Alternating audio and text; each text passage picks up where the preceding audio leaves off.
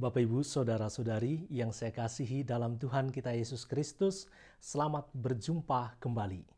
Ada dua tragedi yang dikisahkan dalam Injil pada hari ini. Tragedi pertama, beberapa orang Galilea dibunuh oleh Pilatus, di mana darah orang-orang itu dicampurkan dengan darah kurban yang mereka persembahkan.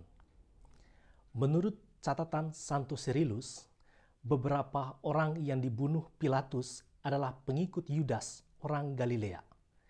Yudas bersama pengikutnya menolak Kaisar sebagai tuan mereka, serta mengharamkan persembahan kurban yang ditujukan bagi kesejahteraan Kaisar dan juga bagi orang Romawi. Dan dalam Kisah Para Rasul bab 5 ayat 37 diinformasikan bahwa Yudas pada akhirnya mati dibunuh, para pengikutnya tercerai-berai, dan segala pergerakannya menjadi lenyap. Dan tragedi yang kedua, ada 18 orang yang meninggal dunia karena ditimpa menara dekat Siloam. Perlu kita pahami bahwa pandangan orang pada saat itu selalu melihat kecelakaan, termasuk yang menimpa 18 orang itu ada kaitannya dengan dosa yang mereka lakukan. Kematian itu merupakan hukuman Tuhan atas dosa mereka. Itu anggapan tempo itu. Tetapi menariknya, Tuhan kita Yesus Kristus memiliki cara pandang yang berbeda atas dua tragedi tersebut.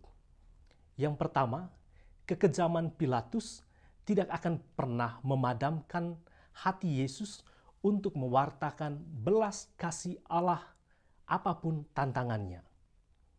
Bahkan dia siap memberikan tubuh dan darahnya sendiri, asalkan kita, pohon arahnya, mendapat hidup.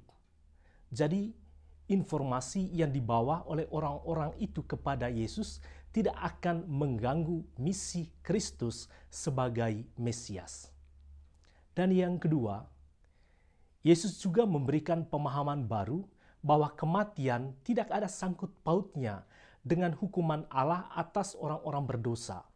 Tetapi kematian selalu datang kapan saja bagi setiap orang, bagi Anda dan juga bagi saya.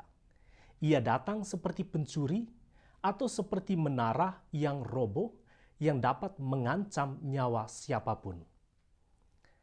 Dari cara Yesus memandang dua tragedi dalam Injil pada hari ini, kita dapat sampai pada sebuah kesimpulan sederhana bahwa hidup yang benar berarti menghasilkan buah-buah kebaikan sampai hari kematian kita masing-masing tiba.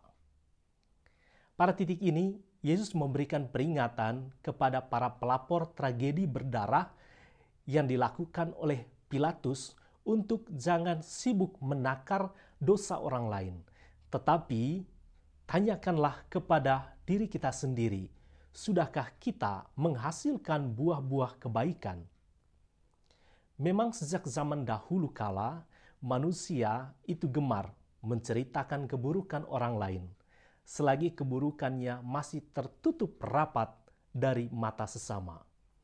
Tetapi bukankah mata Allah dapat melihat sampai ke kedalaman hati kita masing-masing?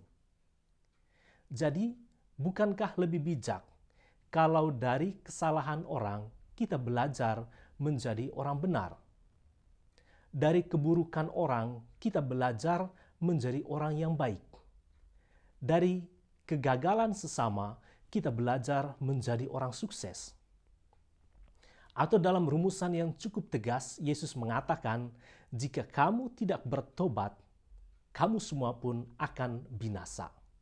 Kapak sudah tersedia pada akar pohon, kata Yohanes Pembaptis dalam Matius bab 3 ayat 10. Dan setiap pohon yang tidak menghasilkan buah yang baik, pasti ditebang dan dibuang ke dalam api.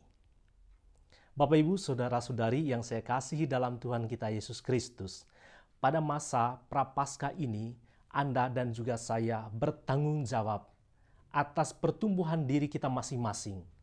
Allah menuntut buah-buah roh dari Anda dan juga dari saya yang mesti dapat dinikmati oleh sesama, seperti kasih, sukacita, damai sejahtera, kesabaran, kemurahan, kebaikan, kesetiaan, kelemah lembutan, dan penguasaan diri.